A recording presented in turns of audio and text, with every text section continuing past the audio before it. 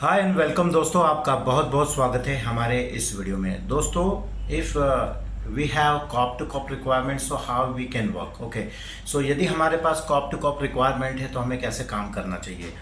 मान लीजिए दोस्तों, किसी कंपनी में आप एज ए USIT रिक्रूटर काम कर रहे हैं तो आपको W2 रिक्वायरमेंट असाइन हो सकती है, आपको 1099 रिक्वायरमेंट असाइन हो सकती है, आपको कॉप टू कॉप रिक्वायरमेंट भी असाइन हो सकती है। सो कॉप टू कॉप रिक्वायरमेंट में दोस्तों, आपको सबसे पहले तो जो जॉब डिस्क्रिप्शन आपको असाइन हो रही है या जो भी जॉब आपको असाइन हो रहा है, उस जॉब को आपको पढ़ना है, प्रॉपरली पढ़ना है। उसके बाद आपको उस जॉब को लिंक्डइन पे पोस्ट कर देना है। ओके, सो लिंक्डइन पे आप जैसे ही पोस्ट करेंगे तो आपको कई सारे रेज़्यूमे या काफ़ी सारे रेज़्यूमे आपको आपके ईमेल में मिल जाएंगे। ओके, सो जैसे जैसे आपको ईमेल रेज़्यूमे मिलना स्टार्ट हो तो आपको सबसे पहले आपको हर एक ईमेल को रिप्लाई करना है, what is your visa, location and rate. जैसा कि आप जानते हैं, हर एक जॉब की एक लोकेशन होती है, एक जॉब टाइटल होता है और एक पे रेट होता है। ओके, सो मान लीजिए आप कॉप टू कॉप के लिए आपको H1 कैंडिडेट चाहिए तो आपको जो भी ईमेल आ रहे हैं उसमें आपको जैसे कि सभी जितने भी ईमेल आ रहे हैं तो सभी ईमेल तो जेन्युइन होते नहीं हैं, कुछ ईमेल फेक होते हैं, कुछ जेन्युइन होते हैं।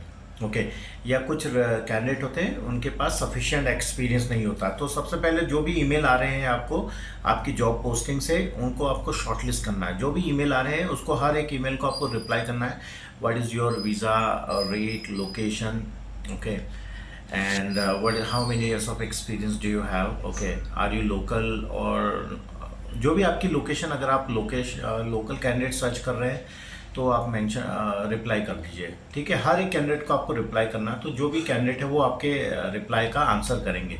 तो आपको देखना है, आपको वन बाय वन आपको सारे रेज्यूमे देखना। मान लीजिए आपको कॉप टू कॉप के लिए मान लीजिए आपके पास कोई एक जॉब है, जावा डेवलपर। ओके, और जॉब लोकेशन है कैलिफोर्निया। ओके, सो आपको अपनी लिंक्डइन आईडी पे आपको जॉब पोस्ट करना है, Java developer, job location is California, and आपको एक नोट डाल देना, we are looking for only corp to corp candidate and we are looking for only candidate who is local to California, or we are looking for candidate who has H1 visa, H1B visa. Okay, so अगर आपको H1 visa चाहिए तो आपको H1 visa लिखना पड़ेगा। ठीक है, इसके बाद आपको लिखना है कि candidate must have 10+ years of experience, और जो भी स्किल्स है वो लिखना है आपको। ठीक है, और पोस्ट कर देना है। तो जो भी ईमेल्स आपको आ रहे हैं आपकी जॉब पोस्टिंग्स से, उन सारे ईमेल को आपको वन बाय वन आपको देखना है। और आपको अगर आपको रेज्यूमे को स्क्रीन करने के बाद कुछ क्वेरी है तो आप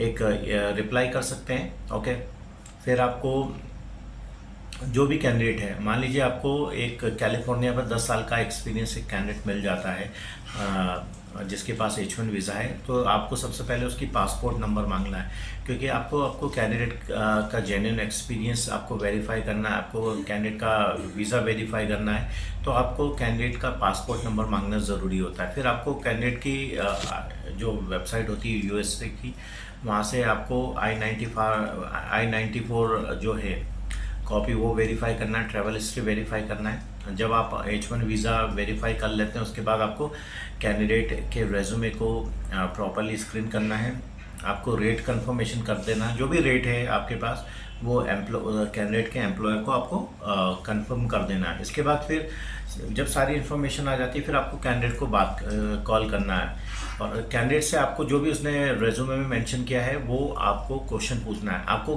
कैंडिडेट की स्क्रीनिंग लेना है। मान लीजिए कैंडिडेट ने क्लेम किया है कि he has 12 years of Java as a Java developer experience he has. Okay, तो आपको उससे क्वेश्चन पूछना है। Okay, why you want to, what is your roles and responsibility in your present job. Okay, so आपको देखना है, आपको attention देना है कि कैंडिडेट का रिप्लाई करने का फ्लो कैसा है। क्या कैंडिडेट फ्लुएंटली आंसर कर रहा है या रुक रुक के कर रहा है, या जैसे कि कहीं से पढ़ के कर रहा है, तो आपको देखना है। अगर जो फेक कैंडिडेट है उसका फ्लुएंसी, आपको फ्लो जो रहेगा वो प्रॉपर नहीं रहेगा। और आपको कैंडिडेट का आई कांटेक्ट देखना है, क्या कैंडिडेट इधर उधर देख रहा है, क्या कैंडिडेट ने अपने आगे कोई स्क्रीन लगाई हुई है, या कोई कैंडिडेट AI टूल का यूज़ कर रहा है जिसको जो भी आप क्वेश्चन पूछ रहे हैं वो पढ़ के आंसर कर रहा है।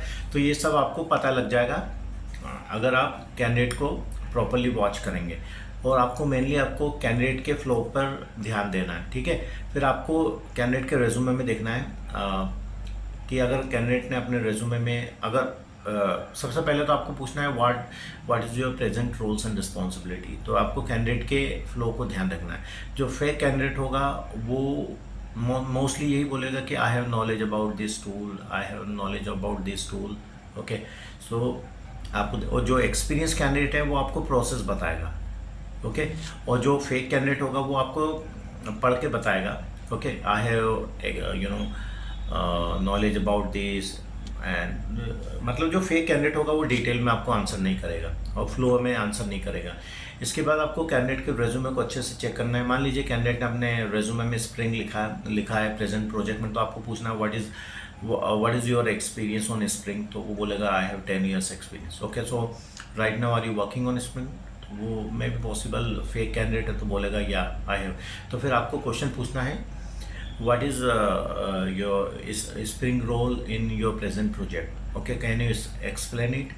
तो आपको ध्यान देना है। तो क्या जो फेक कैंडिडेट है वो एक्सप्लेन नहीं कर पाएगा, ठीक है।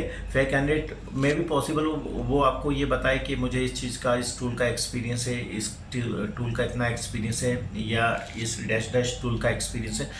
तो आपको पूछना है what is the role of this tool in your present project, okay.